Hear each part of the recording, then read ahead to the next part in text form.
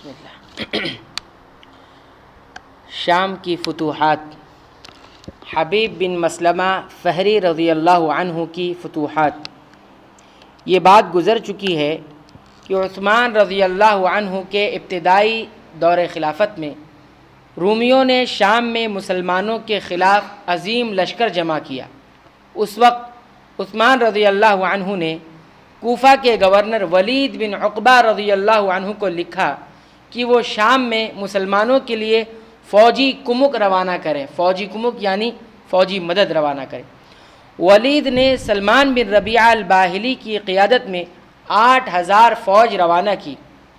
چنانچہ روم کے مقابلے میں مسلمان غالب ہوئے، بہت سو کو قید کیا اور مال غنیمت حاصل کیا۔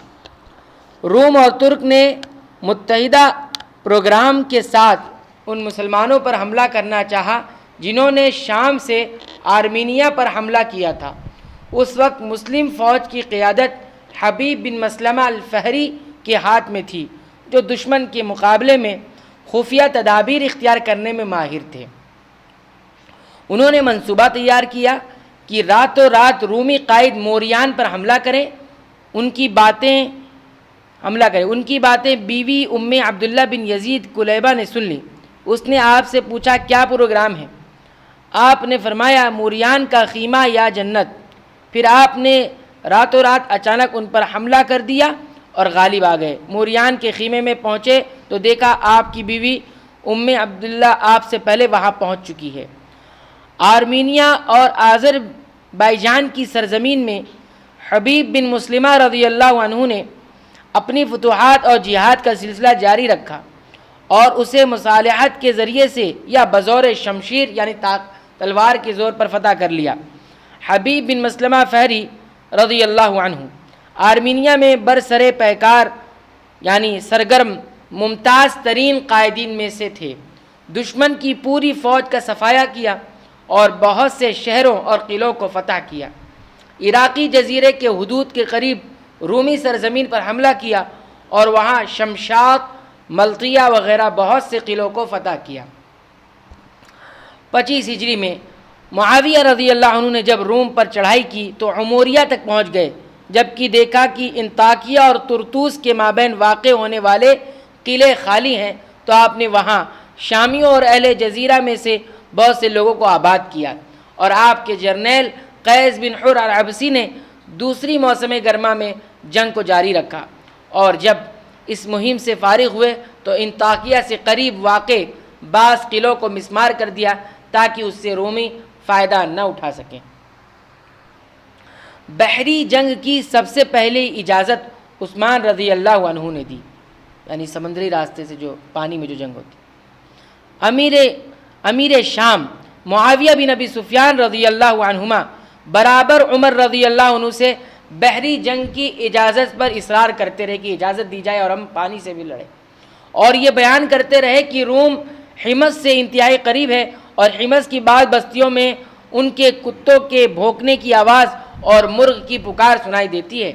یہاں تک کہ عمر رضی اللہ عنہ کے دل میں یہ باتیں اثر انداز ہونے لگی۔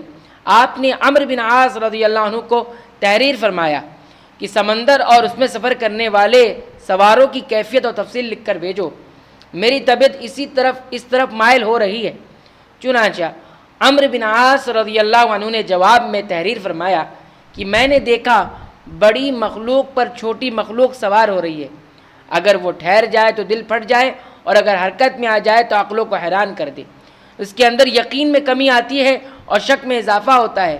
لوگ لکڑی کے اوپر کیڑے کی طرح ہوتے ہیں، اگر مائل ہو جائیں تو ڈوب جائیں اور بچ جائیں تو خوش ہو جائیں۔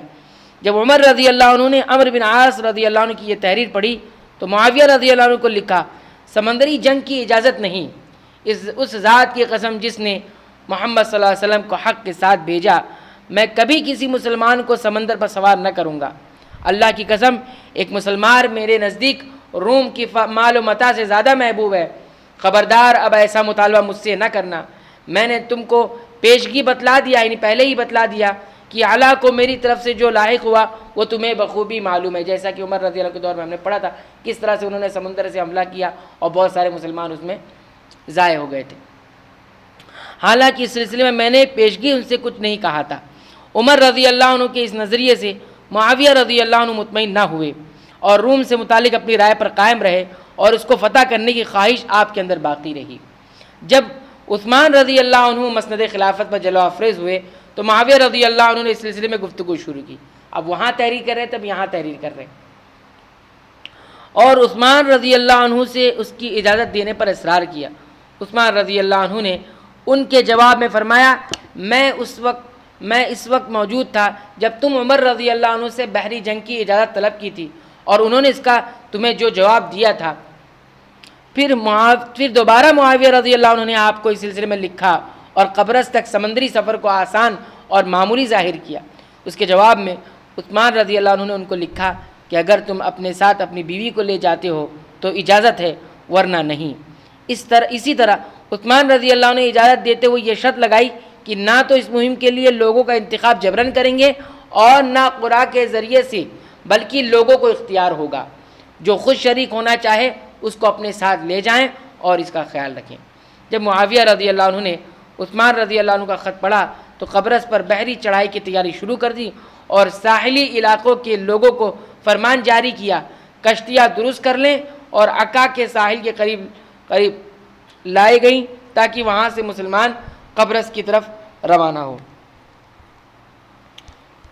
انشاءاللہ قبرص کی جنگ کس طرح سے ہوئی وہ آئندہ درس میں ہم ذکر کریں گے۔